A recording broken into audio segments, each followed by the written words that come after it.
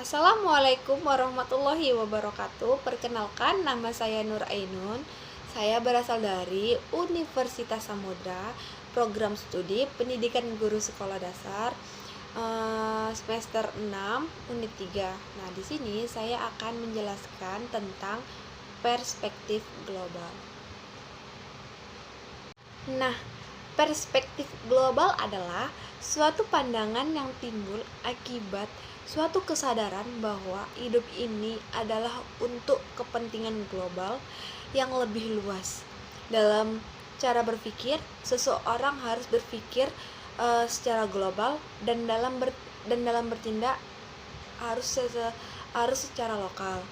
Nah, sebagai pendidik ataupun yang sering disebut orang-orang guru, kita perlu suatu pendekatan yang akan menolong siswa untuk dapat mengarahkan mereka ke dalam kehidupan yang lebih kompleks dan menjauhi pengertian yang sempit tentang ruang, ras, agama, suku, sejarah, dan budaya.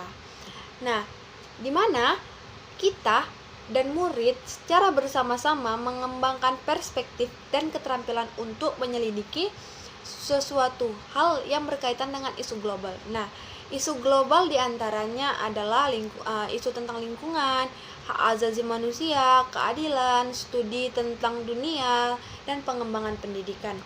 Selanjutnya, peran kita di dalam perspektif global ini adalah untuk memahamkan nilai-nilai kebaikan sebagai komunikator atau penghubung antara peserta didik dan dunia luar. Selanjutnya, proaktif mencari informasi bisa nasional maupun internasional. Bersifat terbuka menerima pembaharuan. Terus mampu menyeleksi informasi sesuai dengan kebutuhan budaya Indonesia. Perspektif global dipandang dari sudut ilmu sosial. Yang pertama, sejarah.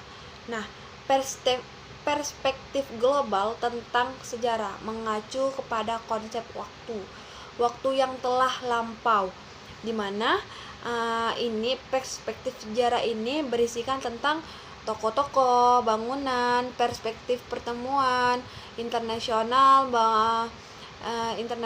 dapat menimbulkan berbagai pendidikan serta pengembangan SDM generasi muda.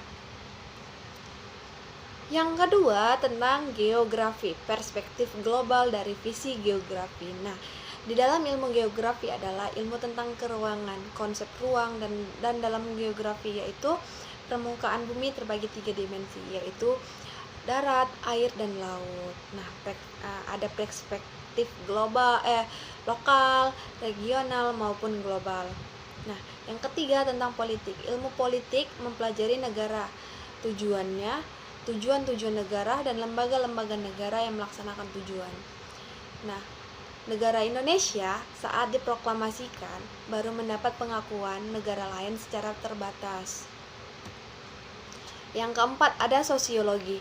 Nah, di sosiologi ialah ilmu ilmiah tentang fenomena yang timbul akibat hubungan umat manusia dan lingkungan, antar manusia dalam lingkungan sosial.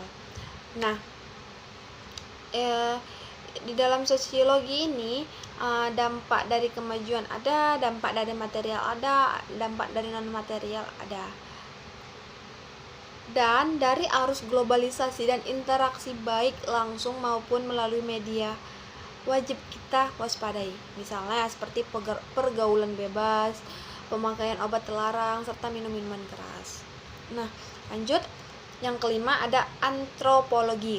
Nah, sudut pandang tentang perspektif global melalui antropologi berarti kita harus mengamati, menghayati, dan memprediksi perkembangan kebudayaan serta secara menyeluruh yang aspek serta unsur-unsurnya itu berkaitan satu sama lain.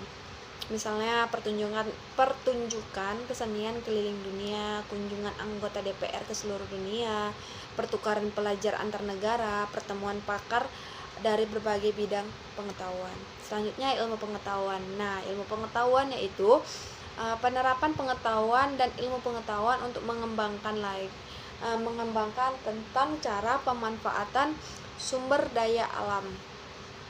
Lanjut, tentang transportasi. Nah, transportasi adalah alat angkut atau transportasi semula berfungsi mengangkut barang dan manusia. Karena adanya perspektif global, nah transportasi dapat berkembang. Seperti pada abad ke-17, revolusi industri membawa perkembangan transportasi yang meliputi darat, air, dan laut. Yang ke-8 ada komunikasi. Perkembangan kemajuan dan penggunaan media elektronik seperti radio, televisi, fax, email, internet. Nah, kontak interaksi sosial umat manusia untuk berkomunikasi juga makin maju. Makin lama komunikasi makin menjadi kebutuhan yang tidak bisa lepas dari kehidupan sehari-hari. Jadi kita bisa mengasih pandangan ataupun pandangan ke anak didik nih, bagaimana cara penggunaan komunikasi yang baik agar mereka tidak ketergantungan. Nah, pentingnya kesadaran dan wawasan berperspektif global. Kesadaran adalah kemampuan untuk melihat dirinya sendiri sebagaimana orang lain dapat melihatnya. Dengan kata lain, kesadaran adalah pengakuan dari diri kita sendiri. Kesadaran muncul dari dalam diri kita sebagai cetusan nurani. Kalau hal ini dikaitkan dengan perspektif global, maka kesadaran di sini adalah pengakuan bahwa kita adalah bukan semata-mata warga dari suatu negara, tetapi kita juga mempunyai ketergantungan terhadap orang lain dan bangsa lain, serta terhadap alam baik secara lokal, nasional maupun internasional. Nah, dengan kesadaran diri ini muncul suatu pengakuan bahwa masalah global perlu dipelajari, dipahami, dan dimanfaatkan untuk kepentingan bersama, sehingga di dalam berpikir, berucap, dan bertindak dan pemanfaatan. Landasan kesadaran dalam perspektif global dibagi atas 3: nasionalisme, norma, dan agama. Nilai budaya dan bangsa. Seseorang yang dikatakan sadar terhadap perspektif global adalah yang